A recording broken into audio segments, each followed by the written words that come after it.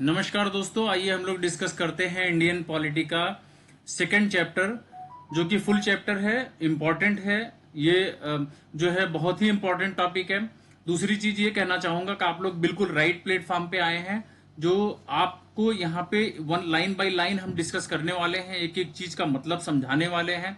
M Laxmikant का बिल्कुल crux निकाल के रख देंगे हम, ठीक है। आप लोग चबा जाओ इसको, बिल्कुल अच्छी से एकदम एक एक लाइन इसको चाट जाओ, और देखता हूं आपका सिलेक्शन होता है कि नहीं होता है।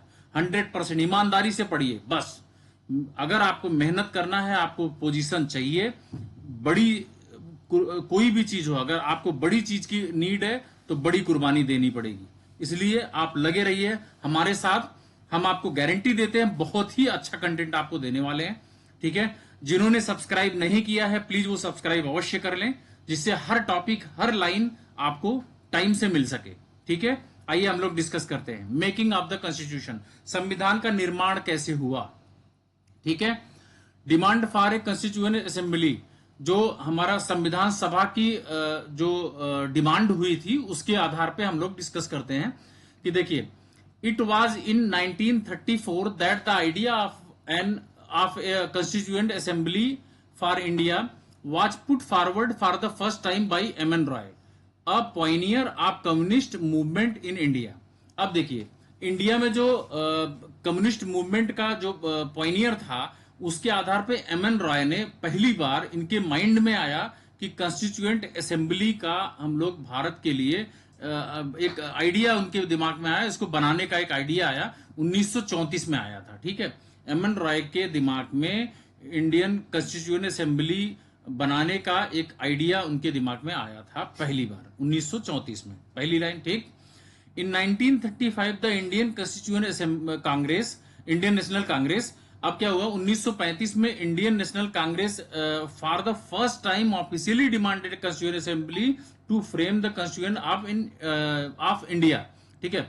भारत के संविधान के लिए इनके दिमाग में इंडियन नेशनल कांग्रेस जो थी, जो उस समय वर्चस्व में थी, जो एक अहम पार्टी मानी जाती थी, ठीक है, इसके इन्होंने फर्स्ट टाइम डिमांड करी कि एक संविधान भी होना चाहिए भारत का, ठीक है।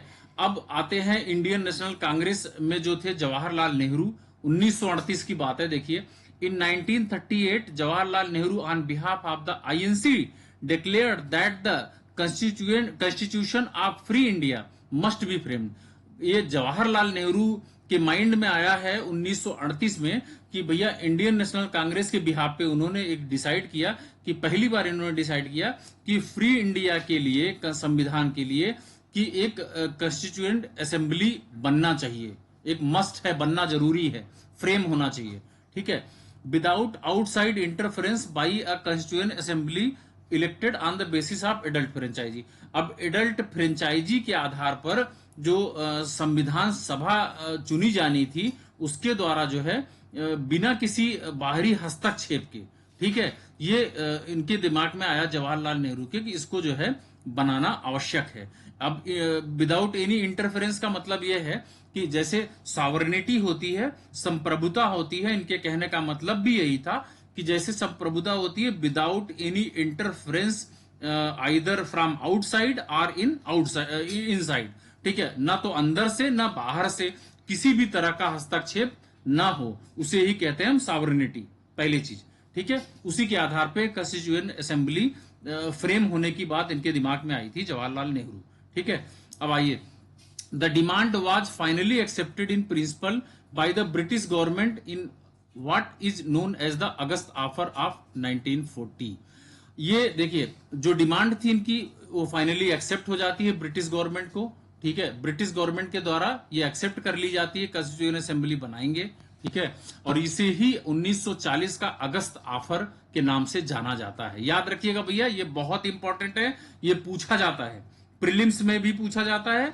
आपको ये जानकारी होनी चाहिए कि अगस्त ऑफर 1940 का, ये कभी ईयर पूछ लेगा, अगस्त ऑफर कब आया 1940 में, इसे किस नाम से जाना जाता है, ठीक है। इसे ये जब कॉन्स्टिट्यूएंट असेंबली एक्सेप्ट की गई थी पहली बार ब्रिटिश गवर्नमेंट के द्वारा, तो इसे अगस्त ऑफर के नाम से जाना गया था, ठीक है। In 1942 Sir Stafford Cripps, a member of the cabinet, came to India with a draft proposal of the British government on the framing of an independent constitution to be adopted after the World War II. अब क्या हुआ, world war second के बाद जो है इस पे जो है ब्रिटिश गवर्नमेंट का जो प्रपोजल था उसे ड्राफ्ट किया गया। ठीक है, अब ड्राफ्ट को करने के लिए कौन आया वहां से, सर स्टेफर्ड क्रिप्स जो है कैबिनेट के जो मेंबर थे वो भारत आए। ठीक है, वो जो कैबिनेट मेंबर थे वो इंडिया आते हैं, कौन, स्टेफर्ड क्रिप्स। ठीक है, अब क्या करते हैं, ये प्रपोजल इन्होंने ड्राफ्ट किया, एक British government on the framing of independent constitution to be the adopted after the world war second. ये सारा आइडिया जो है वर्ल्ड वॉर सेकंड के बाद स्टार्ट होता है। The Cripps proposal were rejected by the Muslim League. अब Muslim league ने क्या किया, क्रिप्स के प्रपोजल को रिजेक्ट कर दिया। ठीक है, अब क्यों रिजेक्ट किया, अब देखिए ये क्या करते हैं, which wanted India to be divided into two autonomous states with two separate constituent assembly. इन्होंने कहा कि भैया दो अलग अलग जो है ऑटोनॉमस स्टेट्स को अलग अलग डिवाइड कर दीजिए। ठीक है, और उसी हिसाब से दोनों की कॉन्स्टिट्यूएंट असेंबली अलग अलग होगी। ठीक है, ये किसकी डिमांड थी, मुस्लिम लीग की डिमांड थी। ये भी आपको दिमाग में होना चाहिए, याद रखना चाहिए। ठीक है, finally a cabinet mission was sent to India. अब क्या होता है, अंततः कैबिनेट मिशन इंडिया भेजा जाता है। अब दिमाग में यह रखिएगा कि कैबिनेट मिशन भारत क्यों आया था। इसका मतलब हुआ कि ये कहीं ना कहीं कॉन्स्टिट्यूएंट असेंबली के लिए भारत भेजा गया था। दो ऑटोनॉमस बॉडी के लिए जो है मुस्लिम लीग ने डिमांड करी। ठीक है, दोनों का अलग अलग संविधान सभा बनाई जाए। ठीक है, अब उसी के आधार पर कैबिनेट मिशन को इंडिया भेज दिया गया। While it rejected the idea of two constituent assemblies, it put forth a scheme of the constituent assembly which more or less satisfied the Muslim League. अब देखो, मुस्लिम लीग को चाहे वो ज्यादा पसंद हो, सहमत हो या कम सहमत हो, उससे मतलब नहीं था। ठीक है, उनको मतलब था कि ये दोनों कॉन्स्टिट्यूएंट असेंबली का आइडिया रिजेक्ट होना ही है, रिजेक्ट कर दिया इन्होंने। ठीक है, नेक्स्ट अब देखिए, अब कंपोजिशन कैसे बनता है, कैसे कॉन्स्टिट्यूएंट असेंबली का कंपोजिशन की बात आती है। ठीक है, the constituent assembly was constituted in November 1946। भैया याद रखना, भेजे में उतार लेना बिल्कुल। कॉन्स्टिट्यूएंट असेंबली को कॉन्स्टिट्यूट कब किया गया, नवंबर 1946 में। मैचिंग में आता है, याद रखिएगा। Under the scheme formulated by the cabinet mission plan. ठीक है, कैबिनेट मिशन प्लान के द्वारा इसे बनाया गया। ठीक, अब आइए इसका फीचर्स के बारे में जानते हैं कि इस स्कीम्स में फीचर्स क्या क्या थे। अब देखिए, पहला point, the total strength of the constituent assembly was to be 389। अब देखिए, टोटल जो स्ट्रेंथ इन्होंने बनाया कि संविधान सभा की स्ट्रेंथ जो है कितनी होनी चाहिए, होनी थी 389। ठीक है, of these 296 seats were to be allotted to British India. अब इन्होंने क्या किया कि उस 389 में से 296 सीट ब्रिटिश इंडिया को अलॉट होनी थी, and 93 seats to the princely states. जो प्रिंसली स्टेट थे उनके लिए 93 सीट अलॉट होनी थी। अब जब आप 296 और 93 दोनों मिला दोगे तो 389 का फिगर आ जाता है। ठीक है, अब क्या होगा कि out of 296 seat allotted to the British India, अब ब्रिटिश इंडिया को जो अलॉट हुई थी सीट, उसमें तो 296 में से 292 मेंबर यानी 292 members were to be drawn from the 11 governors provinces and 4 from the 4 chief commissioner. अब देखो, अब 296 जो ब्रिटिश इंडिया को अलॉट होनी थी उसमें से 292 सीट जो हो गई किसकी, 11 गवर्नर की जो प्रोविंसेस थे उसमें से। ठीक है, और 4 चीफ कमिश्नर थे। ठीक, वो ये सारा आप मिला दोगे, 11 और 4, ये इसको 4 और 292 ये 4, इसमें जो 292 सीट थी ये 11 गवर्नर प्रोविंसेस से आनी थे। ठीक है, अब 4 चीफ कमिश्नर भी आने थे प्रोविंसेस से। अब वो 4 200 प्लस 292 इक्वल टू 296 हो गई। ठीक है, ये ब्रिटिश इंडिया का ग्राफ है। ठीक, अब आइए हम लोग सेकंड पॉइंट पे डिस्कस करते हैं। ईच प्रोविंसेस, अब इसको मैं थोड़ा सा, ये सीट का जो कैलकुलेशन है एकदम लास्ट पेज, जब हमारा ये वीडियो खत्म होगा लास्ट पेज में एक अच्छे से आपको समझ में आ जाएगा, पूरा चार्ट बना के वहां पे पड़ा हुआ है तो बहुत अच्छे से आपको वहां पे एक्सप्लेन हो जाएगा। ठीक है, second point, each provinces and princely state are group of states in case of small state. ठीक है, अब जो छोटे छोटे राज्य हुआ करते थे, जो छोटे छोटे स्टेट थे, उसके केस में ये ग्रुप ऑफ स्टेट की बात कर रहा है। ठीक है, each provinces and princely state were to be allotted seats in proportion to their respective population, रफली 1 seat was to be allotted for every million population. अब देखिए, आज भी जो कॉन्सेप्ट है, आज भी जो चुनाव होता है, जो रिप्रेजेंटेटिव अपॉइंट किए जाते हैं, वो 1 मिलियन में कितने, 10 लाख, 10 लाख मेंबर पे एक रिप्रेजेंटेटिव होना आज भी लोकसभा में कंपलसरी है। ठीक है, और ये 2026 तक है कि 2026 के बाद इस पे कैलकुलेशन होगा, क्योंकि आज की डेट में अगर हम जाते हैं तो 10 लाख के हिसाब से तो पॉपुलेशन बहुत बढ़ चुकी है, लेकिन रिप्रेजेंटेटिव हमारे एकदम कांस्टेंट है। अब 2026 में ना, 26 के बाद जो है ये ग्राफ थोड़ा चेंज होगा एज पर पॉपुलेशन। ठीक है, पॉपुलेशन के हिसाब से, इसीलिए जो नया पार्लियामेंट बनाया हुआ है उसके हिसाब से ही सीट बनी है उसमें। ठीक है, ये आपको आगे समझ में आएगा। अब देखिए, अब next third point, seat allocated to each British provinces were to be divided among the 3 principal communities, Muslim, Sikh and general. अब ये 3 तरीके से सीट को एलोकेट कर दिया गया। ठीक है, मुस्लिम को, सिख को और जनरल। अब जनरल में क्या हुआ कि all except Muslim and Sikhs, ठीक है, जो मुस्लिम और सिख के अलावा बचे उनकी बात कर रहे हैं, in proportion to their population. वही बात है आ गई ना, पॉपुलेशन वाली, जो 10 लाख पॉपुलेशन पे एक रिप्रेजेंटेटिव। ठीक है, उसी की बात कर रहे हैं। अब fourth point, the representative of each community were to be elected by the members of that community in the provincial legislative assembly and voting was to be by the method of proportional representation by means of single transferable vote. अब ये क्या कह रहे हैं कि जो भी member community के प्रोविंशियल लेजिस्लेटिव असेंबली में जो अपॉइंट होने थे, इलेक्ट होने थे, मतलब इलेक्ट होने थे, उस रिप्रेजेंटेटिव का प्रत्येक कम्युनिटी जो थी उसकी जो रिप्रेजेंटेटिव थे वो सिंगल ट्रांसफरेबल वोट के मेथड से प्रोपोर्शनेट के द्वारा जो है वोटिंग होनी थी। अब ये आपके दिमाग में ये भी आएगा कि सिंगल ट्रांसफरेबल वोट क्या होता है। मैं समझाता हूं, आप इसको ध्यान से एक पेपर ले लीजिए। ठीक है, और उसमें लिखिए ABCD, 4 मेंबर, यानी 4 मेंबर एक पोस्ट के लिए खड़े होते हैं। ठीक है, एक पद के लिए 4 लोग अलग अलग पोजीशन पे खड़े होते हैं। भैया, एक ए वाला खड़ा हो रहा है सेम सीट के लिए, बी वाला भी अदर कंपटीटर है, सी वाला अदर कंपटीटर, मान लो ABCD 4 मेंबर खड़े हो गए। अब हम वोट देने वाले मेंबर हैं। अब हम वोट देने गए तो हमारा क्या, सिंगल ट्रांसफरेबल वोट की बता रहा हूं, तो उसमें क्या होगा कि हमें बी वाला कैंडिडेट ज्यादा पसंद है, तो हमने पहला वोट दिया बी वाले कैंडिडेट पे, दूसरा वोट दिया ए वाले कैंडिडेट पे, तीसरा वोट दिया सी वाले कैंडिडेट पे, चौथा वोट दिया डी वाले कैंडिडेट पे। अब मेजॉरिटी जब कैलकुलेशन होगा कि बी पे अगर मेजॉरिटी आ रही है तो बी वाले को चुन लिया जाएगा। अगर बी वाले मेजॉरिटी में नहीं आ रहा है, मान लो ए वाले को सब लोगों ने ज्यादा प्रेफरेंस दिया है और हमने उसको सेकंड पोजीशन पे चुना है, तो जो ए वाले की कैटेगरी होगी तो टोटल उसका वोट्स कैलकुलेट किया जाएगा। ठीक है, तब उसमें फिर से हमें चांस दिया जाएगा, भैया अब ए वाले को कितने लोग चुने हैं। ठीक है, तो ये एक सिंगल ट्रांसफरेबल वोट कहलाता है। ठीक, आगे ये समझ में आएगा आपको जब राष्ट्रपति प्रेसिडेंट वाला चैप्टर आएगा ना, तो वहां हम आपको चार्ट के थ्रू समझाएंगे, बहुत अच्छा तरीके से आपको समझ में आ जाएगा। ठीक है, next point, the representative of the princely states were to be nominated by the head of the princely state. अब जो प्रिंसली स्टेट के हेड थे उनके द्वारा जो है प्रिंसली स्टेट का रिप्रेजेंटेटिव नॉमिनेट होना था। ठीक है, it is thus clear that the constituent assembly was to be a partly elected and partly nominated body. ठीक है, ये जो है देखिए, ये एकदम क्लियर था कि कंस्टिट्यूएंट असेंबली जो होगी वो पार्टली इलेक्टेड होनी थी और पार्टली जो है नॉमिनेटेड होनी थी। ठीक है, एक नॉमिनेटेड बॉडी के रूप में एक नॉमिनेशन इसका होना था। Moreover the members were to be indirectly elected by the member of the provincial assemblies who themselves were elected on a limited franchise. ठीक, अब आगे चलिए, अब देखिए वही कैलकुलेशन सीट वाला है। अब देखिए, the election to be constituent assembly for 296 seats allotted to the British Indian provinces, जो 296 सीट ब्रिटिश इंडियन को अलॉट होनी थी उसके लिए इलेक्शन शुरू हुआ।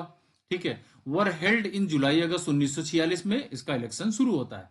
अब the Indian National Congress one 208 seats, मतलब 208 सीट इंडियन नेशनल कांग्रेस ने जीत लिया।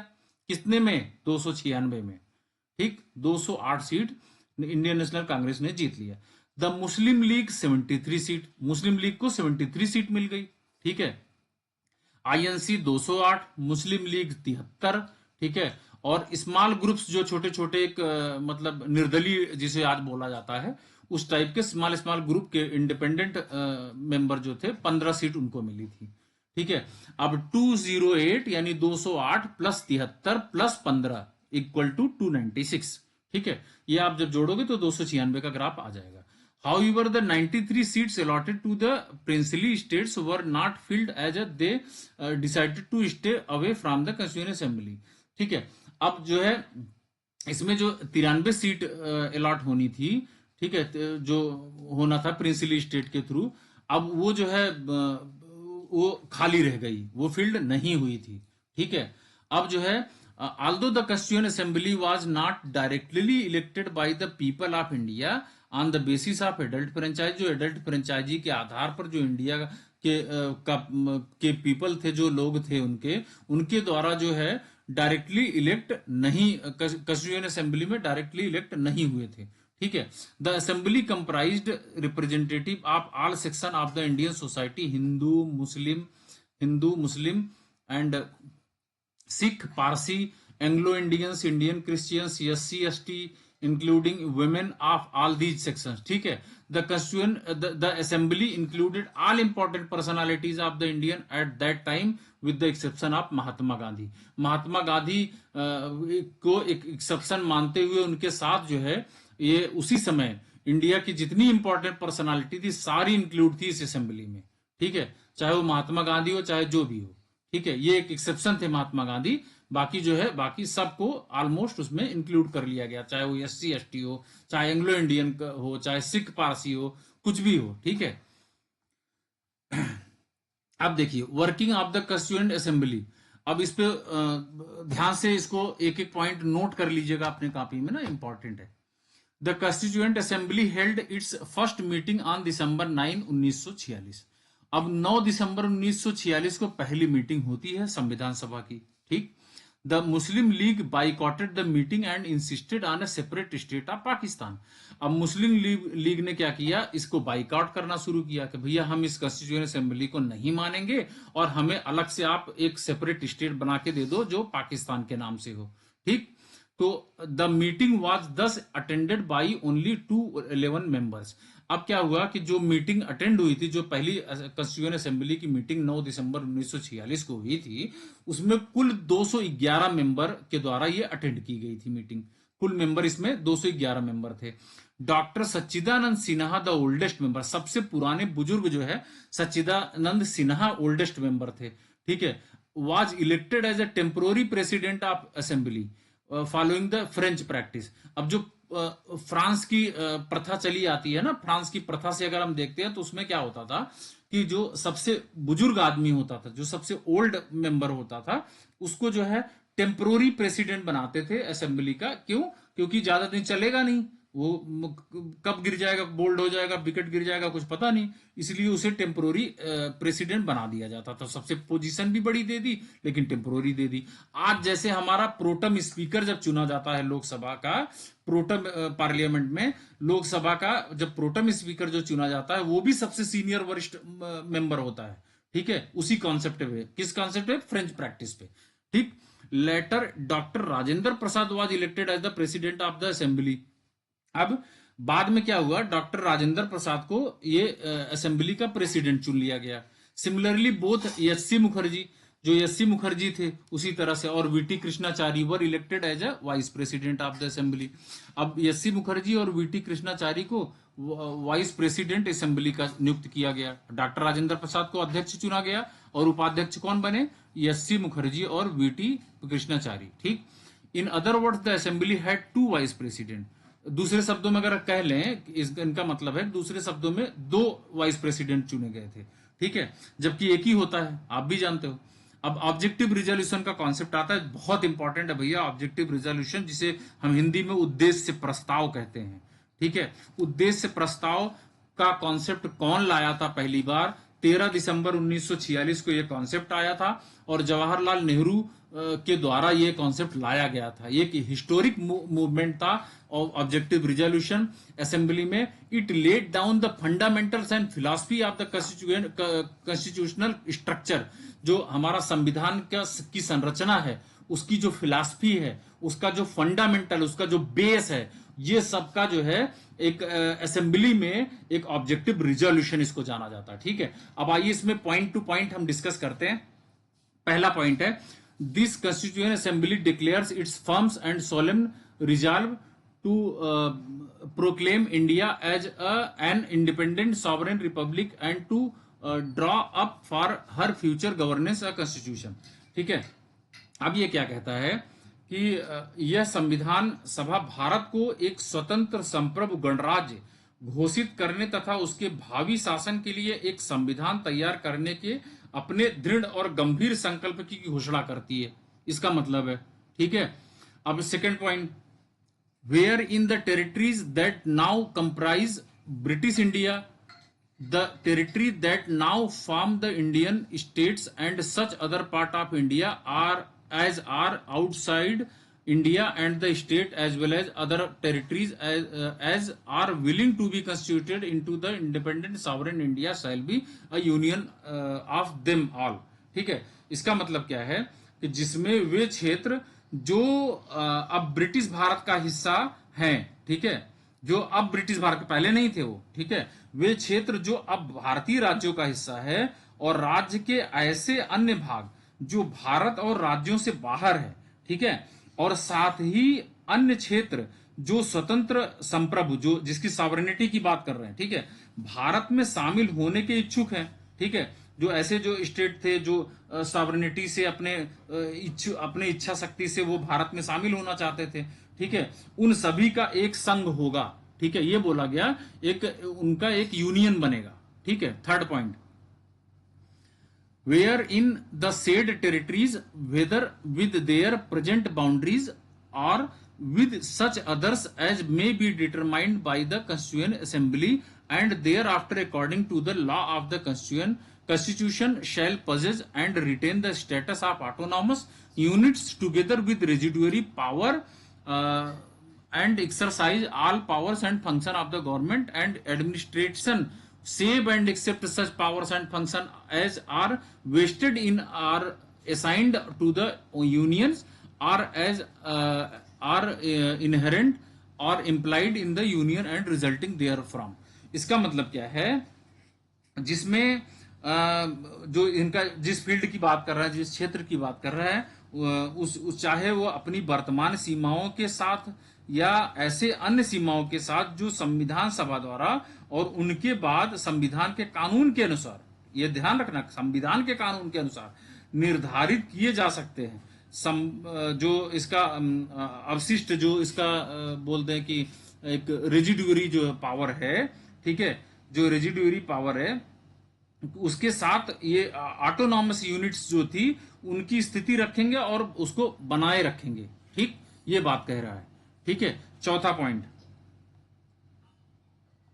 अब देखिए चौथा पॉइंट क्या कहता है कि wherein all power and authority of the sovereign independent India its constituent part and organs of the government are derived from the people।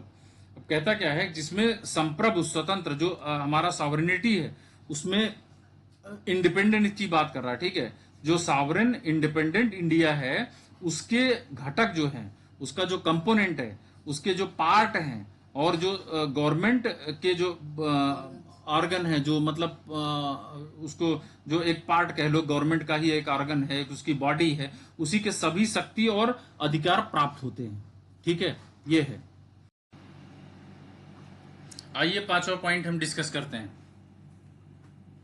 पांचवा पॉइंट है, wherein shall be guaranteed and secure to all the people of India justice, social, economic and political, equality of status of opportunity and before the law, freedom of thought, expression, belief, faith, worship, vocation, association and action subject to law and public morality। ठीक है, इसका मतलब है जिसमें भारत के सभी लोगों को जो सोशल थे, ठीक है, जो इकोनॉमिक थे, पॉलिटिकल थे, ठीक है, जो जस्टिस से रिलेटेड थे, उनकी जो एक अपॉर्चुनिटी थी, उसकी स्थिति जो थी, और कानून के समक्ष समता का अधिकार, जो इक्वलिटी ऑफ स्टेटस, मतलब बिफोर द लॉ, है ना, प्रोसीजर स्टेब्लिश बाय लॉ, ठीक है, इक्वलिटी बिफोर लॉ, तो उसकी बात कर रहा है, right to equality, right to equity, ठीक है। उसमें उसके आधार पर जो विचार, अभिव्यक्ति, विश्वास, धर्म और ये उपासना, ये आपका बिजनेस, आपका संघ, फेडरल की बात कर रहा है, और कार्य की स्वतंत्रता की गारंटी दी जाएगी, ठीक है, और उस तरह के उसे कानून और सार्वजनिक नैतिकता के अधीन रहते हुए सुरक्षित किया जाएगा, ठीक है। इसका ये मतलब है पब्लिक मोरालिटी को ध्यान में रखते हुए जो लॉ रिलेटेड सब्जेक्ट है उसको इंप्लीमेंट किया जाएगा। अब छठा point, where in adequate safeguard shall be provided for minorities, backward and tribal area and depressed and other backward classes, ठीक है, जिसमें जो अल्पसंख्यक थे, जो माइनॉरिटीज थी, जो, ठीक है, जो बैकवर्ड क्लास के लोग थे, जो एसटी क्षेत्र से थे, ठीक है, जो शेड्यूल्ड ट्राइबल एरिया था, ठीक है, और जो दलित टाइप के लोग थे, जिसको मतलब कह सकते हो आपकी जो बैकवर्ड एंड ट्राइबल एरियाज, ठीक है, जो डिप्रेस्ड क्लास, जिसे दलित क्लास बोला जाता है, वो उन बैकवर्ड क्लास की बात कर रहे हैं, ठीक है, उसमें उपलब्ध कराए जाएंगे, ठीक है, पर्याप्त सुरक्षा उसमें उपलब्ध कराए जाएंगे। 7, whereby shall be maintained the integrity of the territory of the republic and its sovereign rights on land, sea and air according to the justice and law of civilised nation. भैया आपको पहले भी बता चुका, अभी भी बता रहा हूं, जो सॉवरेन की बात है, जो सॉवरेनिटी की बात है, उसमें ना तो कोई बाहरी आदमी, ना तो कोई आंतरिक शक्ति, ना तो कोई इंटरनल, ना कोई एक्सटर्नल, कोई इंटरफियर नहीं कर सकता। ये हमारा इंडिपेंडेंट राइट होता है, that is known as a sovereignty, ठीक है, उसकी बात हो रही है। अब जो है इसको देखिए, जिसमें जो जितने भी सभ्य राष्ट्र थे उनके न्याय और कानून के अनुसार जो रिपब्लिक के क्षेत्र की जो इंटीग्रिटी थी, और भूमि जो थी, समुद्र, वायु, इन पर जो है एक सॉवरेन राइट जो है बनाए रखे जाएंगे, इसकी बात की गई।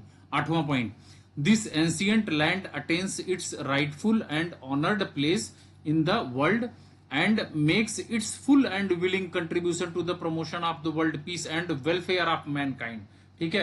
क्या कह रहा है, इसका मतलब है यह जो एंशियंट लैंड है, ठीक है, जो विश्व में अपना एक उचित और एक सम्मानित स्थान जो दिया जाएगा, इनको ये प्राप्त करेंगे, ठीक है, और विश्व शांति और मानव जाति के कल्याण को बढ़ावा दिया जाएगा, ठीक है, इसकी बात की गई। इस प्रस्ताव को जो है, अब आइए देखिए, this resolution was unanimously adopted by the assembly on जनवरी 22 1947। 22 जनवरी 1947 को ये रिजोल्यूशन जो है असेंबली के द्वारा अडॉप्ट कर लिया जाता है, ठीक है। Its influence the eventual shaping of the constitution though all its subsequent stage, its modified version from the preamble of the present constitution. अब क्या है कि इसके संविधान के सभी संशोधित रूप के माध्यम से संविधान को सर्वसम्मति से अपनाया गया, ठीक है, ये कहने का मतलब है। अब देखिए, change by the independence act, ठीक, इंडिपेंडेंस एक्ट के द्वारा क्या चेंजेज हुए, the representative of the princely state who had stayed away from the constituent assembly, जो कॉन्स्टिट्यूएंट असेंबली से जो मतलब दूर स्टे किए, ठीक है, जो स्टेड अवे, ठीक है, वो प्रिंसली स्टेट के रिप्रेजेंटेटिव की बात कर रहे हैं, जो ग्रेजुअली ज्वाइन किए इसे, ठीक है। ऑन अप्रैल 28 1947, जो 28 अप्रैल और 1947 को, 28 अप्रैल 1947 को representative of the 6 states were part of the assembly, जो असेंबली के पार्ट थे 6 राज्य, 6 स्टेट की बात कर रहे हैं, ठीक है। After the acceptance of the Mountbatten plan of June 3 1947, भैया माउंट बेटन प्लान कब आया था, 1947 में आया था, ये ध्यान रखिएगा, ठीक है, 3 जून 1947 की बात कर रहे हैं। उसमें एक्सेप्टेंस के बाद क्या हुआ, for the partition of the country the representative of most of the other princely state took their seats in the assembly, ठीक है। जो पार्टीशन के लिए जो कंट्री के रिप्रेजेंटेटिव के मोस्टली जो प्रिंसली स्टेट की जो देखा गया, उसमें असेंबली में सीट्स को एक दायरा में एक उसको जो रिप्रेजेंटेटिव की बात की गई, ठीक है, उसमें पार्टीशन की बात की गई। The members of the Muslim league from the Indian dominion also enter the assembly, ठीक है। जो मुस्लिम लीग के मेंबर थे जो इंडियन डोमिनियन से जो अलग थे, ठीक है, वो भी असेंबली में इंटर करते हैं, ठीक है। अब the Indian independence act of 1947 made the following 3 changes in the position of the assembly. जो सभा बनाई गई थी, जो उसकी स्थिति थी, उसमें 3 तरह के चेंजेस किए गए as per the Indian independence act 1947, ठीक। अब 3 चेंजेस क्या थे उसकी बात करते हैं। The assembly was made a fully sovereign body. जो संविधान सभा जो बनाई गई थी, जो सभा, वो पूरी तरह से एक सॉवरेन बॉडी थी, ठीक है। एक सॉवरेन बॉडी बनाई गई थी कि उसमें किसी का भैया हस्तक्षेप नहीं होगा, वो हमारा फुल इंडिपेंडेंस राइट होगा।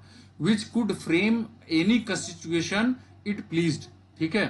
The act empowered the assembly to abrogate on alter any law made by the British Parliament in relation to India.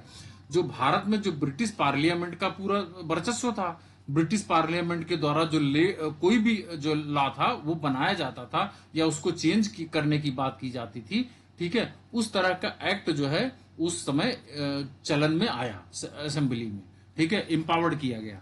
अब second point, the assembly also became a legislative body. ध्यान रहे, assembly क्या हो गई, अब legislative body जो है बन गई। In other words 2 separate functions were assign to the assembly. अब 2 अलग अलग तरीके के फंक्शंस जो है असेंबली को असाइन किए गए, ठीक है। That is making of the constitution of free India, ठीक, and enacting of ordinary laws for the country. जो कंट्री के लिए ऑर्डिनरी लॉ इनेक्ट किए गए थे, बनाए गए थे उसके लिए, और ये जो फ्री इंडिया के लिए कॉन्स्टिट्यूशन बनाया गया था उसकी बात हो रही है, ठीक है। These 2 task were to be performed on separate days, ठीक है। इस 2 टास्क ये जो है परफॉर्म किए गए थे अलग अलग दिनों में। The assembly became the first parliament of free India dominion legislature where the assembly met as the constituent body, ठीक। It was chaired by the doctor Rajendra Prasad. आपको भी पता है पहले भी ये जो है क्या, जब पहली असेंबली बनी तो उसके जो प्रेसिडेंसी किसके हाथ में थी, डॉक्टर राजेंद्र प्रसाद के हाथ में थी, ठीक है। इसीलिए इनको चेयरपर्सन बना दिया गया था। And when it met as the legislative body, जैसे ही ये लेजिस्लेटिव बॉडी में मिलते हैं, बनते हैं, it was chaired by the GB Mavalankar, ठीक है। तो जीबी मावलंकर जो थे उनके द्वारा इसे चेयर किया गया, ठीक है। दीज 2 फंक्शंस कंटिन्यू टिल 26 नवंबर 1949। 26 नवंबर 1949 तक ये दोनों जो है फंक्शन क्या हुए, इसको कंटिन्यू कर दिया गया। When the task of making the constitution was over, जब जो है कॉन्स्टिट्यूशन का टाइम पीरियड खत्म हो गया था, तब ये जो है ये टास्क उसमें कॉन्स्टिट्यूशन में आया। Third point, the Muslim league member hailing from the area including the Pakistan, ठीक है, पाकिस्तान को समाहित करते हुए बात कर रहा है, ठीक है। मुस्लिम लीग मेंबर जो थे withdrew from the constituent assembly for India, India के लिए क्या किए, एक कॉन्स्टिट्यूएंट असेंबली से अलग हो गए मुस्लिम लीग मेंबर, ठीक है। Consequently the total strength of the assembly came down to 299 as against 389। अब जो 389 की ओरिजिनली फिक्स हुए थे 1946 में कैबिनेट मिशन प्लान के अंदर, ठीक है, 346 जो ब्रिटिश इंडिया के लिए एलोकेट हुआ था, आपको याद होगा, ठीक है। उसमें से अब 299 लोग जो है क्या हुआ, असेंबली से केम डाउन हो गए, मतलब उसकी स्ट्रेंथ घट गई, ठीक है। अब स्ट्रेंथ घट गई।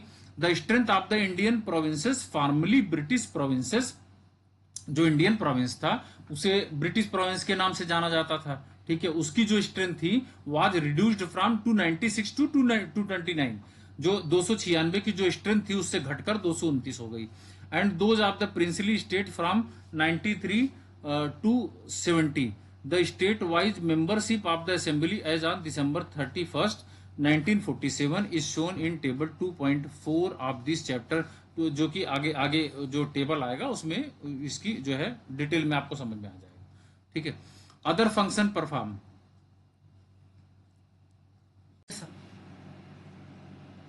इन addition to the making of the constitution and enacting of ordinary laws. अब क्या मतलब है कि जो कॉन्स्टिट्यूशन को बनाया गया था, ठीक है, और ऑर्डिनरी लॉ को जो इनेक्ट किया गया था, ठीक है, उसके अलावा मतलब the constituent assembly also perform the following functions. अब जो संविधान सभा थी, कॉन्स्टिट्यूएंट असेंबली थी, वो और भी क्या क्या फंक्शन परफॉर्म करती है उसकी बात देखिए, पॉइंट टू पॉइंट हम जानते हैं। फर्स्ट पॉइंट है, it ratified the Indians membership of the commonwealth in May 1949। याद रखना भैया, मई 1949 में कॉमनवेल्थ की मेंबरशिप, इंडिया की जो मेंबरशिप है वो रेटिफाइड की गई थी, ठीक है। Second point, it adopted the national flag on July 22, 1947।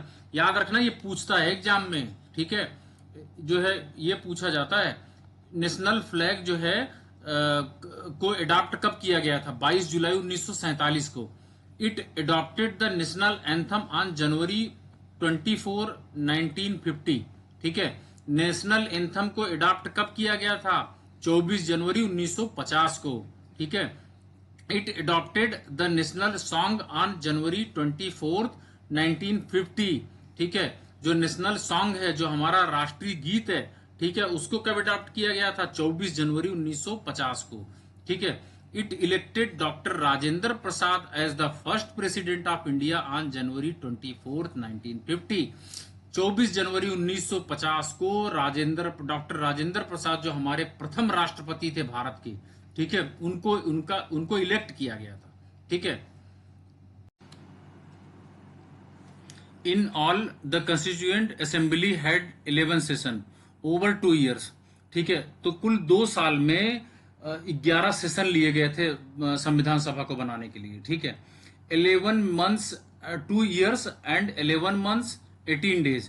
कहते हैं ना कि भारतीय की जो संविधान सभा बनी थी, 2 साल 11 माह 18 दिन लगे थे, जिसमें टोटल 11 सेशन थे। मैचिंग में आ सकता है भैया, मैचिंग कराने के लिए क्वेश्चन पूछा जा सकता है कि भारतीय संविधान सभा को जो है 2 साल 11 माह 18 दिन लगे थे, उसमें कितने सेशन लिए गए थे? 11 सेशन, 10 सेशन, 9 सेशन, इस तरह से पूछा जा सकता है, इसलिए याद होना चाहिए 11 session. The constitution makers had gone through the constitution of about 60 country. अब जो है, जो संविधान सभा को बनाने के लिए जो लोग, संविधान को निर्माता जो थे उनके, उसको बनाने के लिए 60 कंट्रीज से ज्यादा जो है इन्होंने स्टडी किया था, ठीक है। 60 कंट्रीज को स्टडी किया था इन्होंने संविधान सभा बनाने के लिए। And the draft constitution was considered for 114 days, यानी 114 दिन जो है ये ड्राफ्ट कॉन्स्टिट्यूशन बनाए थे ये लोग, 114 दिन उसमें लगे थे। The total expenditure incurred on making the constitution amounted to 64 lakh rupees.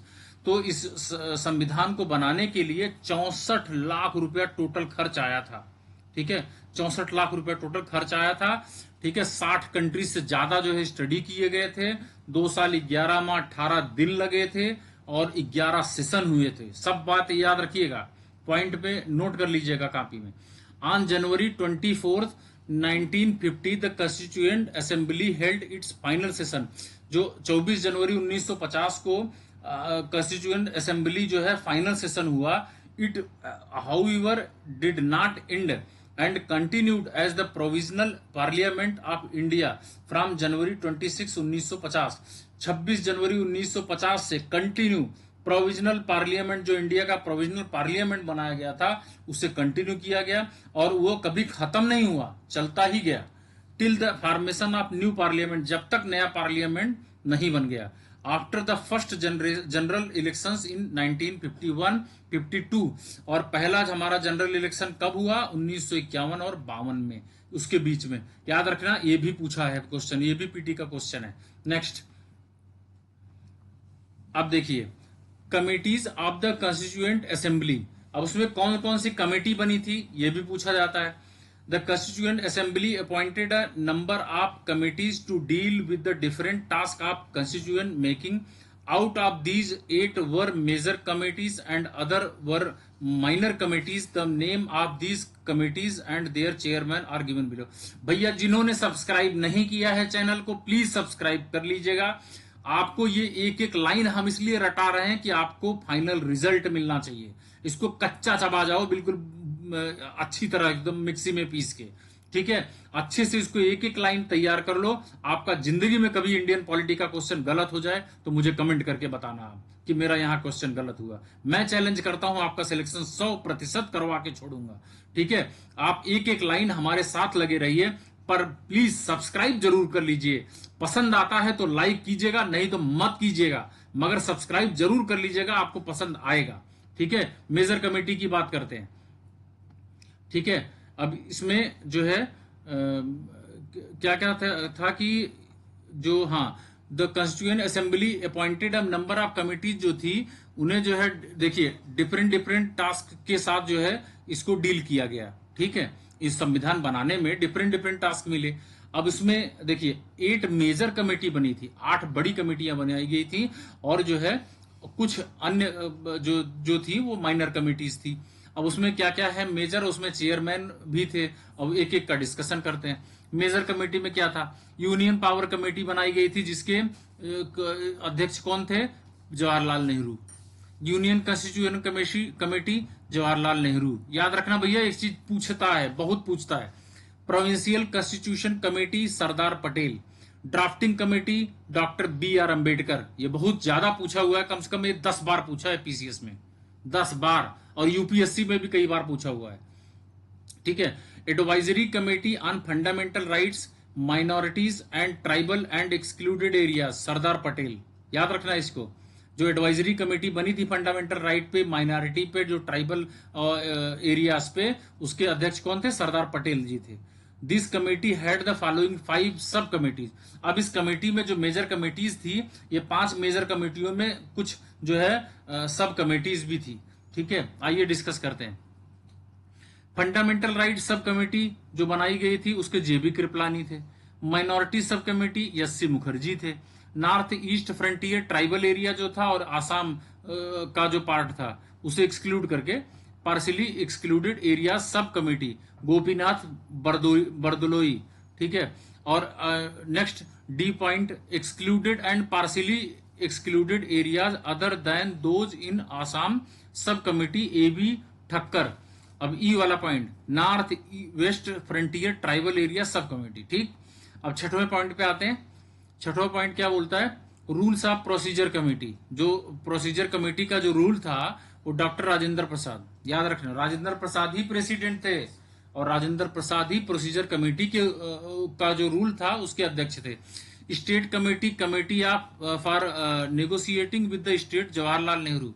अब जवाहरलाल नेहरू शुरू में भी 2 कमेटी के अध्यक्ष थे और यहां भी हैं जवाहरलाल नेहरू। स्टीयरिंग कमेटी के अध्यक्ष कौन थे, डॉक्टर राजेंद्र प्रसाद। याद रखना भैया। अब एक काम करो, आप लोग चार्ट बना लो एक, डॉक्टर राजेंद्र प्रसाद किस किस चीज के लिए मेन थे, जैसे स्टीयरिंग कमेटी हो गई, रूल्स ऑफ प्रोसीजर कमेटी हो गई, ठीक है, इस तरह से। और एक झंडे वाला कमेटी बनी थी, वो भी जो है डॉक्टर राजेंद्र प्रसाद थे। तो इस तरह से उसको एक कैटेगरी अलग बना दो। जो पंडित जवाहरलाल नेहरू थे उनकी एक कैटेगरी अलग बना लो, ठीक है। और जो है minor committees, finance and staff committee, ठीक है, finance and staff committee doctor Rajendra Prasad, ठीक है। Credential committee Alladi Krishnaswami Ayyar. House committee B Pattabhi Sitaramayya, जो पट्टाभी सीतारमैया थे, ठीक है, उनकी बात की जा रही है, जो हाउस कमेटी के जो मेंबर थे। और order of business committee doctor KM Munshi. Ad hoc committee on the national flag, जो हमारा नेशनल फ्लैग पर जो एडहॉक कमेटी बनाई गई थी उसके डॉक्टर राजेंद्र प्रसाद। ये जो आप चार्ट बना रहे हो ना डॉक्टर राजेंद्र प्रसाद वाले में, इसको मेंशन कर लेना, एक एक पॉइंट छांट छांट के याद रखना। Committee on the function of the constituent assembly, GV Mavalankar की बात हो रही है, ठीक है। जीवी मावलंकर जो थे कॉन्स्टिट्यूएंट असेंबली जो फंक्शनल थी उस पर जो कमेटी बनी थी उसके अध्यक्ष थे। 7 एडहॉक कमेटी जो सुप्रीम कोर्ट पर बनी थी, ऑन द सुप्रीम कोर्ट आपका Varadachari, not an assembly member, जो असेंबली मेंबर नहीं थे। Committee on chief commissioner provinces, जो chief commissioner 4 chief commissioner province थे, आपको याद हो, उस पर कमेटी बनी थी। B पट्टाभी सीतारमैया, ठीक है। 9 number expert committee on the financial provision of the union constitution, Nalini Ranjan Sarkar, not an assembly member. Linguistic provinces commission, S K Dhar था वो नाम था उनका, ठीक है। और आगे भी ये आपको उसमें फंडामेंटल ड्यूटी और राइट की जब बात करेंगे ना, वहां पे यूनियन जब बनेगा, यूनियन लिस्ट में आएगा, तो यहाँ एस के धर की कमेटी चलेगी, जेवीपी कमेटी एस के धर, वहां पे हम डिस्कस करेंगे, ठीक है। ये असेंबली के ये भी मेंबर नहीं थे। Special committee to examine the draft constitution Jawaharlal Nehru, ठीक है। 12 number press gallery committee Usha Nath Sen. अभी तक ये क्वेश्चन पूछा नहीं, लेकिन बहुत इंपॉर्टेंट है, अब आने वाले समय में यही सब क्वेश्चन उठा के पूछने वाले हैं। Ad hoc committee on citizenship, S Varadachari, जो असेंबली मेंबर नहीं थे, याद होना चाहिए आपको ना, यस वर्धाचारी एडहॉक कमेटी के सुप्रीम कोर्ट पर भी ये जो है असेंबली के मेंबर नहीं थे। ड्राफ्टिंग कमेटी के अध्यक्ष कौन थे भैया? डॉक्टर BR अम्बेडकर, याद रखिएगा, ये चेयरमैन थे। Among all the committees of the Constituent Assembly, the most important committee was the drafting committee. सबसे important committee थी ये drafting committee, set up on August 29, 1946, जो 29 अगस्त 1947 को बनाई गई थी, ठीक है। इसमें अलग अलग जो है 6 मेंबर भी थे, ठीक है। एक डॉक्टर भीमराव अंबेडकर थे और 6 मेंबर थे। It was this committee that was interested with the task of preparing a draft of the new constitution. जो नया संविधान बनना था उसके आधार पर इसमें कुछ टास्क रखे गए थे। It consider of 7 member, total 7 member थे, टोटल 7 मेंबर थे। पहला फर्स्ट कौन था chairman? Doctor BR Ambedkar. Drafting committee के चेयरमैन कौन थे? Doctor BR Ambedkar. अब देखिए, एन गोपाला स्वामी Iyengar, Alladi Krishnaswami Iyer, doctor KM Munshi, Syed Mohammad Sadulla और N माधवा राव, ठीक है, जो कि BL मित्तर को रिप्लेस कर दिए थे। उनकी जगह पे इन्होंने ये आ गए थे, जो BL मित्तर जो है रिजाइन दे दिए थे, ठीक है। हेल्थ इश्यू था, हेल्थ की वजह से वो रिजाइन दे दिए थे, तो N माधवा राव को अपॉइंट कर लिया गया था। और 7वां मेंबर थे TT कृष्णाचारी, ठीक है। ये भी आए थे किसके? DP खेतान की जगह पे आए थे, जो 1948 में एक्सपायर कर गए थे, ठीक है, उनकी डेथ हो गई थी। The drafting committee after taking into consideration the proposal of the various committees prepared the first draft of the constitution of India, ठीक है। जो ड्राफ्टिंग कमेटी थी वो जो प्रपोजल था, ठीक है, उसके कंसिडरेशन में इसको लिया गया था ड्राफ्टिंग कमेटी को। कौन से प्रपोजल की बात हो रही है? कॉन्स्टिट्यूशन ऑफ इंडिया का जो ड्राफ्ट तैयार किया गया था पहली बार, ठीक है, उसको जो प्रिपेयर किया गया था वो ड्राफ्टिंग कमेटी के थ्रू किया गया था। विच वाज पब्लिश्ड इन फरवरी 1948, जो 1948 में जो है फरवरी 1948 में पब्लिश हुआ था। The people of India were given 8 months to discuss the draft and purpose amendment, ठीक है। जो प्रपोज अमेंडमेंट जो प्रपोज किया गया था और जो ड्राफ्ट डिस्कस किया गया था, 8 महीने जो है पहले ही पीपल ऑफ इंडिया के द्वारा दिया गया था। और in the light of the public comment, criticism and suggestions, जो पब्लिक कमेंट आए थे उसमें उनकी आलोचना भी की गई थी, सजेशन भी दिए गए थे। ड्राफ्टिंग कमेटी को प्रिपेयर किया गया था a second draft which was published in October 1948, जो अक्टूबर 1948 में पब्लिश की गई थी, उसमें सेकेंड टाइम्स जो है इसको ड्राफ्ट किया गया था। Drafting committee tooks less than 6 members to prepare its draft in all it sat only for 141 days। 141 दिन में जो है इस पे बैठक हुई थी। 141 दिन की बैठक में 6 महीने तक, ठीक है, 6 महीने तक इसको ड्राफ्ट को प्रिपेयर करने में लगा था, ठीक है। अब इनेक्टमेंट ऑफ द कॉन्स्टिट्यूशन, अब ये बना कैसे, संविधान बना कैसे? Doctor BR Ambedkar introduced the final draft of the constitution in the assembly on November 4, 1948। अब 4 नवंबर 1948 को फाइनली जो है डॉक्टर BR अम्बेडकर ने जो है कॉन्स्टिट्यूशन को फाइनल ड्राफ्ट तैयार कर दिया, इंट्रोड्यूस कर दिया। The assembly had a general discussion on it for 5 days। अब जो है असेंबली ने क्या किया, एक मीटिंग करी जिसमें 5 दिन की जनरल डिस्कशन को रखा गया, जनरल डिस्कस करने के लिए। कब? 9 नवंबर 1948 तक, ठीक है। 4 नवंबर तक तो इन्होंने फाइनल ड्राफ्ट तैयार किया था। अब 9 नवंबर तक यानी नेक्स्ट जो 5 days बचे उसमें जनरल डिस्कशन के लिए इन्होंने रख दिया। The second reading clause by clause consideration started on November 15, 1948। 15 नवंबर 1948 को जो है ये क्या हुआ, क्लॉज बाय क्लॉज जो कंसिडरेशन हुआ, एक एक पॉइंट पे डिस्कशन के लिए से सेकेंड टाइम्स इसको रीड किया गया। And ended on October 17, 1949। 17 अक्टूबर 1949 को इसे खत्म कर दिया गया। इसका मतलब डिस्कशन बंद। During this stage as many as 7653 amendment, 7653 amendment हुए थे प्रपोज। भैया याद रखना, इतना कभी किसी जिंदगी में हो नहीं सकता। इस पीरियड में जो भी समय लगा, 7653 अमेंडमेंट किए गए थे। इतना बार चेंज हुआ था संविधान में, ठीक है। 2473 were actually discussed in the assembly. जो 2473 बार जो है इसको एक्चुअल डिस्कशन में आया था, ये 2473, ठीक है। The third reading of the draft started on November 14। देखो, जब कोई भी चीज बनाया जाता है, जैसे किताब लिखी जाती है, किताब को कई स्टेप होता है। इसका प्रूफ रीडिंग होता है, उसका कंटेंट चेकर होता है, ठीक है। उसमें जो है paragraph checker, spelling mistakes checker, हर जगह कई स्टेप होकर के कोई भी चीज फाइनल होती है। इसलिए ड्राफ्ट, क्योंकि ये एक बार बन जाएगा तो हरदम के लिए बन जाएगा, इसलिए जो है कॉन्स्टिट्यूशन में अमेंडमेंट का क्लॉज बाद में जोड़ा गया, ठीक है। लेकिन इसको टाइम टू टाइम इसको कई बार इसको प्रूफ रीडिंग के लिए जो है तैयार किया गया। तो देखिए, third reading of the draft started on 14 November 1949 को तीसरी बार इसको रीड किया गया। Doctor B R Ambedkar moved a motion the constitution as settled by the assembly. He passed the motion on draft constitution was declared as a passed on November 26 1949। 26 नवंबर 1949 को ये draft constitute हुआ इसका, ठीक है। इसका जो मोशन था उस पर जो है इसको गति दी गई, ठीक है। इसको जो है डिक्लेयर किया गया था और इसको 26 नवंबर 1949 को पास कर दिया गया था।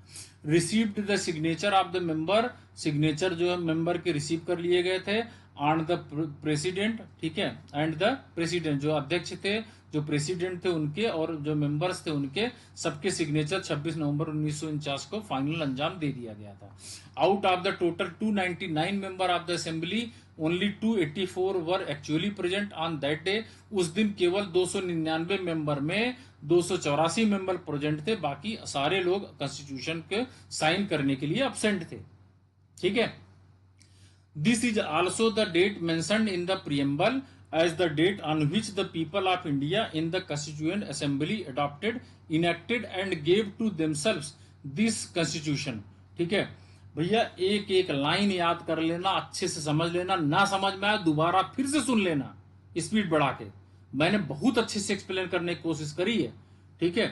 The constitution as adopted on November 26 1949, वो दिन आ गया, वो दिन आ गया फाइनली। 26 नवंबर 1949 को संविधान को अडॉप्ट कर लिया गया, कॉन्स्टिट्यूशन को अडॉप्ट कर लिया गया। Contained a preamble 395 article and 8 schedule. भैया उस समय जो मूल हमारे संविधान में प्रियम्बल जो बना था, उसके साथ साथ 395 आर्टिकल को बेसिक आर्टिकल मान के लिखा गया था। उसमें लिए गए थे 8 शेड्यूल लिया गया था, जो कि आज की डेट में, ठीक है, 470 आर्टिकल हैं टोटल। 470, 395 प्लस जो अमेंडमेंट हुए हैं वो भी लेकर के 470 आर्टिकल हैं। और 8 शेड्यूल की जगह पे आज 12 शेड्यूल है। कितना? 12 शेड्यूल। शेड्यूल याद करने का फार्मूला समझ लो भैया, tears of old PM. Tears मतलब TEAR, टीयर्स। टी मतलब टेरिटरी, ई मतलब इमोलमेंट, ठीक है, वेतन की बात हो रही है। ए का मतलब एफर्मेशन, ठीक है। आर का मतलब राज्यसभा, ठीक है। एस का मतलब शेड्यूल्ड एरिया, टीयर्स ऑफ। ओ का मतलब आपका इसी तरह से है, वो हम इसको एक लास्ट में हम एक चार्ट बना के दे देंगे, आपको समझ में आ जाएगा, ठीक है। तो ये सारी चीजें आप क्लियर कर लेना। टीयर्स ऑफ ओल्ड पीएम, ठीक है।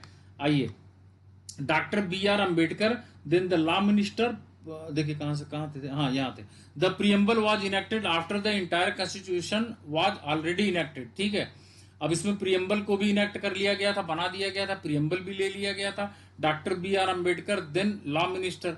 अब जो डॉक्टर BR अम्बेडकर थे, ठीक है, law minister piloted the draft constitution in the assembly, ठीक है। इन्होंने क्या किया, ड्राफ्ट कर दिया असेंबली में। He took a very prominent part in the deliberation of the assembly, ठीक। He was known for his logical, forceful and persuasive argument on the floor of assembly, ठीक है। इनको जो है बड़ा तार्किक, बड़ा फोर्सफुल, बड़ा दिमागी वाला, इस एक आर्ग्यूमेंट करने वाला, एक अच्छा लॉजिकल तरीके के पर्सन जो है असेंबली के तौर पे, असेंबली फ्लोर पे माना गया था। He is recognized as the father of the constitution of India. इन्हें भारत का संविधान के पिता, जनक के रूप में भी जाना जाता है, ठीक है, फादर ऑफ इंडियन कॉन्स्टिट्यूशन, ठीक है। दिस ब्रिलियंट राइटर, ये एक इतने ब्रिलियंट राइटर थे, कॉन्स्टिट्यूशनल एक्सपर्ट थे, undisputed leader of the scheduled caste, जो कि शेड्यूल्ड कास्ट से बिलोंग करने वाले थे, and the chief architect of the constitution of India is also known as a modern Manu. भैया जो मनु ने जो स्मृति क्या बोल रहा है, मनु जैसे प्राचीन काल में थे, जो एंशिएंट इंडिया की बात हो रही थी, ठीक है, मनु स्मृति की बात मैं बता रहा हूं, तो उस तरीके का आज ये इनको आधुनिक मनु माना जाता है, एक मॉडर्न मनु माना जाता है। इन्हें चीफ आर्किटेक्ट माना जाता है, chief architect of Indian constitution, father of Indian constitution, brilliant writer of Indian constitution, exceptional writer of Indian constitution, कुछ भी इनको कह लो, सब कम है। इन्हें सत सत नमन करते हैं हम डॉक्टर BR अम्बेडकर को। इनके जैसा माइंडेड ब्रिलियंट पर्सन आज तक धरती पैदा नहीं हुआ है, ठीक है। आइए next, enforcement of the constitution. अब इसको इन्फोर्स किया गया, इसको लागू किया गया, ठीक है। Some provisions of the constitution pertaining to citizenship elections, ठीक है, जो सिटीजनशिप का कॉन्सेप्ट आया, elections, provisional parliament, temporary and transitional provision, short title. इसमें आर्टिकल देखिए 5, 6, 7, 8, 9, 60, 324 जो इलेक्शन की बात करता है, ठीक है, और 366, 367, 379, 380, 388, ये सब एक एक करके हम आगे डिस्कस करेंगे, ठीक है। 392, 393 केम into the force on November 26, ये 1949 26 नवंबर को ही ये सब इनफोर्स में ले लिया गया था, ये सारे आर्टिकल, ठीक है, जो कि हमारा सिटीजनशिप जहां से स्टार्ट होगा वहां से इनका रोल शुरू हो जाता है। और इलेक्शन, ये हर चीज, हर जगह जहां मेन टॉपिक आएगा वहां सब जगह ये इंसर्ट किए गए हैं, ठीक है। The remaining provision, the major part of the constitution came into the force on January 26, 1950। 26 जनवरी 1950 को इसे पूर्णतः लागू कर दिया गया। This day is referred to the constitution as the date of its commencement. इसे 26 जनवरी 1950 को ही डेट ऑफ कमेंसमेंट माना जाता है संविधान का, याद रखना। The celebrated as the republic day, से ही रिपब्लिक डे के रूप में सेलिब्रेट किया गया। 26 January was specifically chosen as the date of commencement of the constitution because of its historical importance। इसके ऐतिहासिक महत्व के वजह से ही इसके जो है, इसी की वजह से ये 26 जनवरी को एक डेट ऑफ कमेंसमेंट, जो कॉन्स्टिट्यूशन को लागू करने की तिथि डिक्लेयर की गई।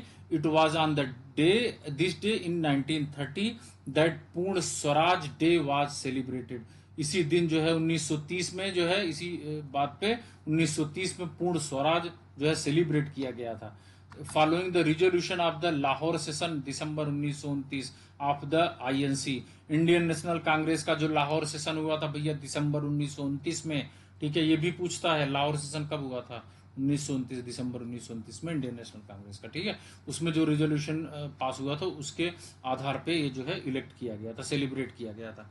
With the commencement of the constitution, the Indian independence act of 1947 and the government of India act 1935, ठीक है, जो गवर्नमेंट ऑफ इंडिया एक्ट 1935 था, जो आपका भारतीय स्वतंत्रता अधिनियम 1947 था, ठीक है, इन सब के साथ जो इसको कमेंसमेंट किया गया, कॉन्स्टिट्यूशन को शुरू किया गया। विद ऑल इनएक्टमेंट अमेंडिंग और supplementing the latter act were repealed, ठीक है, बाद में इसको सप्लीमेंट्री के तौर पे इसमें कई संशोधन भी होते गए। The abolition of the Privi council jurisdiction act 1949, जो प्रीवी काउंसिल ज्यूरिडिक्शन एक्ट 1949 को भी क्या किया गया, एबॉलिश कर दिया गया। वाज हाउएवर कंटिन्यूड, जो कंटिन्यूड था, ठीक है, उसको एबॉलिश कर दिया गया, ठीक। अब देखिए expert committee of the Congress. अब कांग्रेस की जो एक्सपर्ट कमेटी थी, while election to the constituent assembly were still in progress, ठीक है, जो कॉन्स्टिट्यूएंट असेंबली का जो इलेक्शन था जबकि वो प्रोग्रेस में था, कब, ऑन जुलाई 8, 1946, 1946, 8 जुलाई 1946 को ये तब भी प्रोग्रेस में था।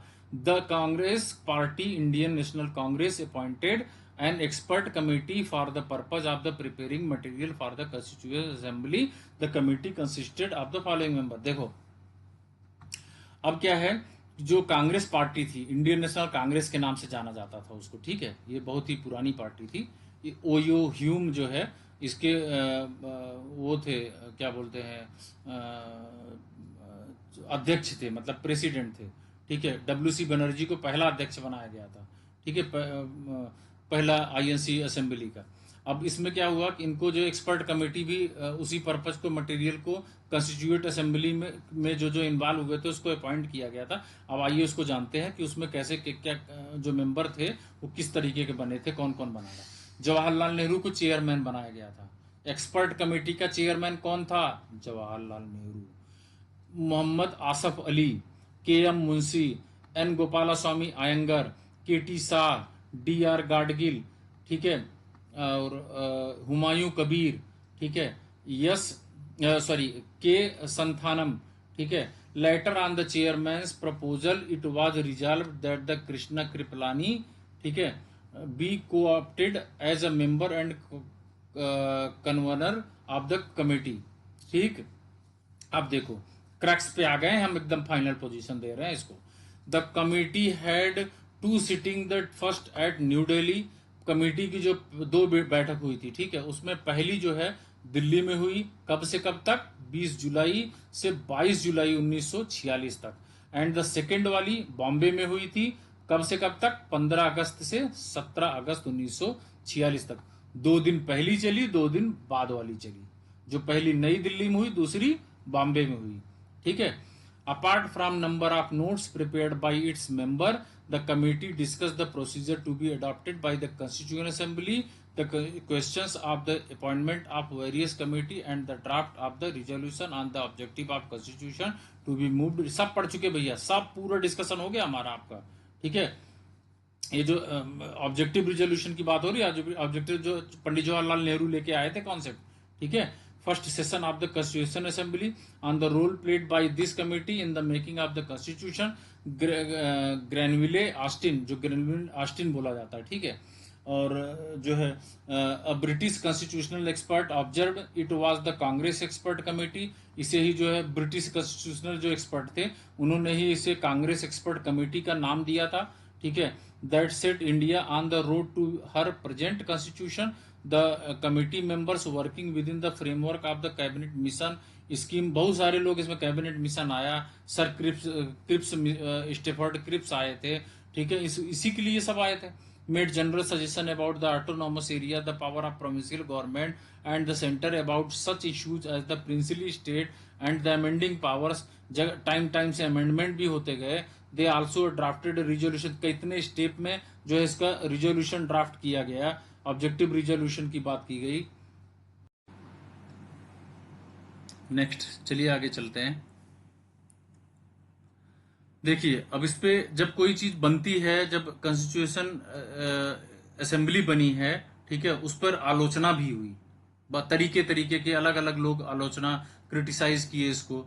वही बात हम डिस्कस करने जा रहे हैं, criticism of the constituent assembly. The critics have criticised, जो आलोचित लोग होते हैं, जो आलोचक होते हैं, वो आलोचना की एक कॉन्स्टिट्यूशनल असेंबली की ऑन वेरियस ग्राउंड, कई अलग अलग स्टेप पे, कई अलग अलग ग्राउंड पे उसकी आलोचना की गई। पहला point, not a representative body, ठीक, पहला कि ये जो है रिप्रेजेंटेटिव बॉडी नहीं है। The critics have argued that the Constituent Assembly was not a representative body as its members were not directly elected by the people of India on the basis of universal adult franchise। जो universal adult franchise थी उसके आधार पर इन्होंने कहा कि जो people of India है उसके द्वारा ये जो है डायरेक्टली इलेक्ट नहीं किए जाते, मतलब ये इसके मेंबर जो है, इसकी जो रिप्रेजेंटेटिव बॉडी है, उन्हें जो है पीपल ऑफ इंडिया के द्वारा डायरेक्टली इलेक्ट नहीं किया जाता है, ठीक है। ये एक आलोचना हुई, ठीक। दूसरा आलोचना, नॉट अ सॉवरेन बॉडी। आप जानते हो सॉवरेनिटी किसे कहते हैं? जिसका एक्सटर्नल इंटरनल कोई दबाव ना हो, इंडिपेंडेंट बॉडी, जो अपना खुद में स्वतंत्र हो, ठीक है। वो इन्होंने बोला कि ये एक सॉवरेन बॉडी नहीं है, ठीक है। The critics maintained that the Constituent Assembly was not a sovereign body as it was created by the proposal of the British government. भाई स्वाभाविक था, जब पहले वर्चस्व ही पूरा ब्रिटिश इंडिया थी, ब्रिटिश गवर्नमेंट ही था, उसी के द्वारा इनिशिएट किया गया, तो इसीलिए इसको आलोचना की गई थी, ये तो ब्रिटिश गवर्नमेंट के द्वारा बना है, ठीक है, उसके वजह से जो है ये सॉवरेन बॉडी नहीं है, ठीक है, अपने आप में सॉवरेनिटी नहीं शो करता। Further they said that the assembly held it's session with the permission of the British government. जो भी इसमें हुआ वो ब्रिटिश गवर्नमेंट के परमिशन के साथ हुआ, इसका जो भी सेशन हेल्ड हुआ वो उसकी वजह से कहा गया, ठीक है। थर्ड पॉइंट, टाइम कंज्यूमिंग, बहुत समय लगा इसमें, आप भी जानते हो 2 साल 11 माह 18 दिन लग गए, ठीक है, और 11 सेशन लिए गए थे। देखिए, according to the critics the constituent assembly tooks unduly long time to make the constitution. स्वाभाविक है भाई, टाइम तो लगेगा ना, कोई बड़ी चीज निर्माण कर रहे हो तो समय तो लगेगा ही। They stated that the framers of the American constitution tooks only 4 months to complete their work, ठीक है। तो कुछ लोगों ने बोला कि जो है अमेरिकन कॉन्स्टिट्यूशन तो केवल कंप्लीट होने में 4 ही महीने का समय लगा था, 4 महीने में ही बन गया था, हमें इतना टाइम क्यों लगा? भैया अलग अलग जगह से इसको कॉन्स्टिट्यूट किया गया है, कई बहुत सोर्सेस को इस्तेमाल किया गया, ठीक है, 60 से ज्यादा कंट्री के जो है कॉन्स्टिट्यूशन को स्टडी किया गया, बहुत सारा इस पे डिस्कस किया गया है, बहुत सारा स्टडी हुआ था, तब जाके हमारा संविधान फाइनल रूप दिया गया था। In this context Naziruddin Ahmad, member of the Constituent Assembly, coined a new name of the draft for the drafting committee to show his contempt for it, ठीक है। एक इन्होंने इसके लिए कंटेम्प्ट शो किया था, किसने शो किया था? नजीरुद्दीन अहमद ने, जो कि कॉन्स्टिट्यूएंट असेंबली के मेंबर थे, ठीक है। अब जो है coined a new name of the for the drafting committee, ठीक है, जो ड्राफ्टिंग कमेटी के लिए नया नाम था, ठीक है, नया नाम क्वाइंड किया गया था। अब he called its drifting committee, ठीक है, उन्होंने इसको ड्रिफ्टिंग कमेटी, मतलब आलोचना तो किसी भी तरह से कर सकते हो ना, कुछ भी उल्टा पलटा नाम बोल दो। डोमिनेटेड बाय द कांग्रेस, अब जो कांग्रेस के द्वारा ये डोमिनेट किया गया, इस पे जो प्रभावी वर्चस्व था, जो मेन इसको डोमिनेंसी थी वो कांग्रेस की थी, ये बोला गया। The critics charge that the constituent assembly was dominated by the Congress party, ठीक है, as INC discussed previously. Granville Austin an American constitutional expert, ठीक है, जो ग्रेनविल ऑस्टिन थे, अमेरिकन कॉन्स्टिट्यूशनल एक्सपर्ट थे, वो रिमार्क्ड, उनका रिमार्क क्या था? The constituent assembly was a one party body, ठीक है, in an essentially one party country, ठीक है, जो कि आवश्यक है एक पार्टी कंट्री में, ठीक है, उसमें वन पार्टी बॉडी थी ये। The assembly was the Congress and the Congress was India, कहा गया कि जो असेंबली थी वो कांग्रेस थी और कांग्रेस भारत थी, कांग्रेस ही इंडिया थी, मतलब जो भी था वो सब कुछ कांग्रेस की वजह से था, ये कहा गया, ये क्रिटिसाइज किया गया।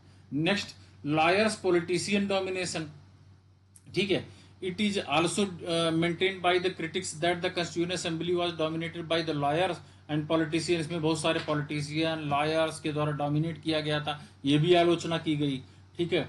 अब और 6 पॉइंट पे चलते हैं direct. Dominated by Hindus, Hindu के द्वारा भी डोमिनेट किया गया, ये भी बात की गई। According to the some critics, कुछ क्रिटिक्स के अनुसार the constituent assembly was a Hindu dominated body. Lord Viscount Simon called it a body of Hindus, क्योंकि साइमन गो बैक के नारे लगे थे, याद हो, ठीक है, उस वजह से जो है इसे हिंदूज की एक बॉडी मान ली गई थी कि भैया हिंदू जो है ब्रिटिशर्स को नहीं पसंद करते। ये similarly Winston Churchill commented that the constituent assembly represented only one major community in India, ठीक है, जो कॉन्स्टिट्यूशन असेंबली थी वो रिप्रेजेंट क्या की कि ओनली वन मेजर कम्युनिटी होगी इंडिया में, ठीक है, ये चर्चिल साहब बोले थे जो उस समय ब्रिटिश के प्राइम मिनिस्टर थे, ठीक है। अब इंपॉर्टेंट फैक्ट को याद रखने की बात है, ठीक है, इसको याद रखना, रट्टा मारना, चबाक खा जाना, ठीक है। पहला point, elephant was adopted as the symbol seal of the constituent assembly, ठीक है, जो संविधान सभा की जो सील थी, जो मुहरे थी, जो उसका प्रतीक माना गया था, ठीक है, एलिफेंट वाज एडॉप्टेड, ठीक। अब दूसरा, sir B N. Rau was appointed as the constitutional adviser, जो संविधान सलाहकार, संवैधानिक सलाहकार थे, उनको कौन थे? सर BN राव को अपॉइंट किया गया था, जो लीगल एडवाइजर के रूप से, जो कानूनी सलाहकार जिसे बोला जाता है, टू द कॉन्स्टिट्यूशन असेंबली। ठीक। Third, HBR Ayyangar, VR Ayyangar जो थे was the secretary to the constitution assembly, secretary थे कॉन्स्टिट्यूशन असेंबली के। SN Mukherjee was the chief draftsman of the constitution in the constitution assembly.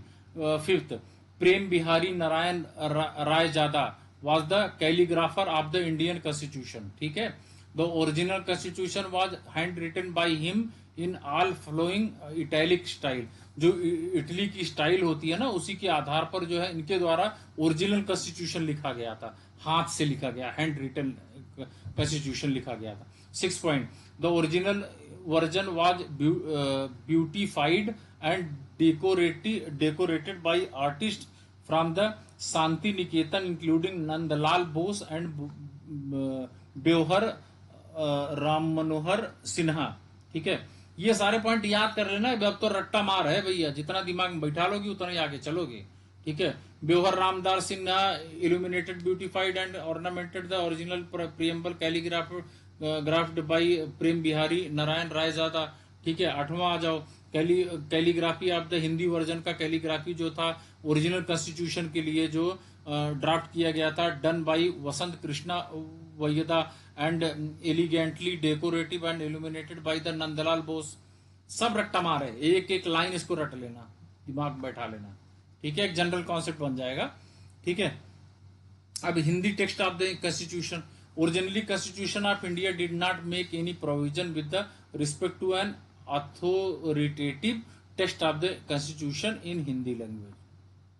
Clear भैया, हिंदी लैंग्वेज में पहले जो original constitution था वो नहीं बना था, ये हिंदी लैंग्वेज का कॉन्सेप्ट ही नहीं था। ठीक है, क्योंकि ब्रिटिश इंडिया था।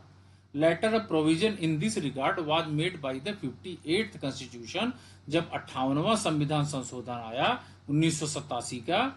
ठीक है, याद रखना, 58th constitutional amendment act of 1987। ठीक है, 1987 का जो अमेंडमेंट हुआ, 58वां जो अमेंडमेंट हुआ था, उसी के द्वारा ये प्रोविजन लाया गया था बाद में।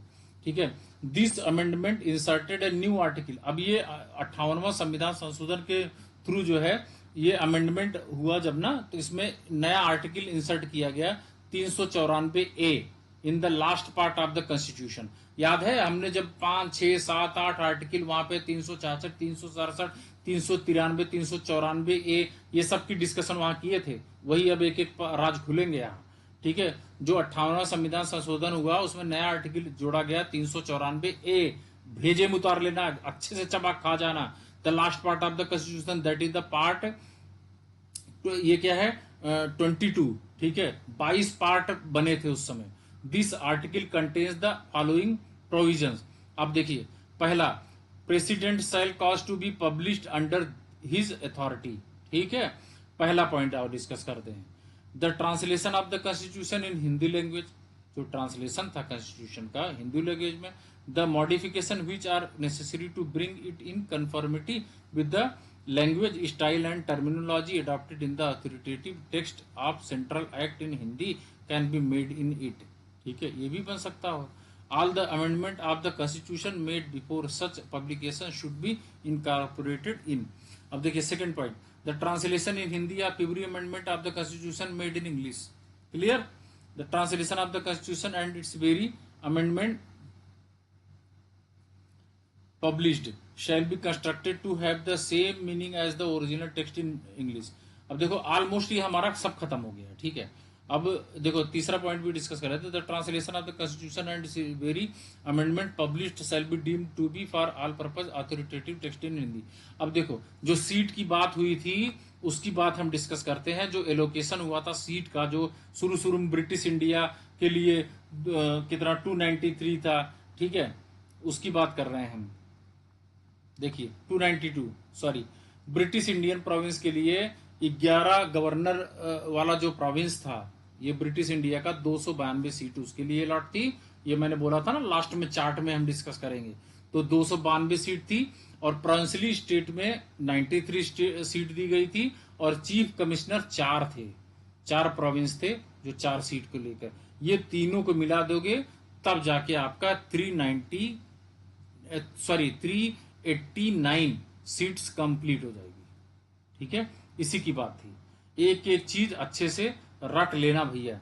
ठीक है, अब इसमें देखो, अब ये समझने की बातें हैं। अब इसमें जो कॉन्स्टिट्यूशन असेंबली का जो इलेक्शन हुआ था, ठीक है, उसमें कांग्रेस 208 पाई थी, मुस्लिम लीग 73 पाई थी, यूनियनिस्ट पार्टी एक, यूनियनिस्ट मुस्लिम एक। इस तरह से पूरे चार्ट पे एक बार गो थ्रू हो लेना, 296 टोटल बनता है।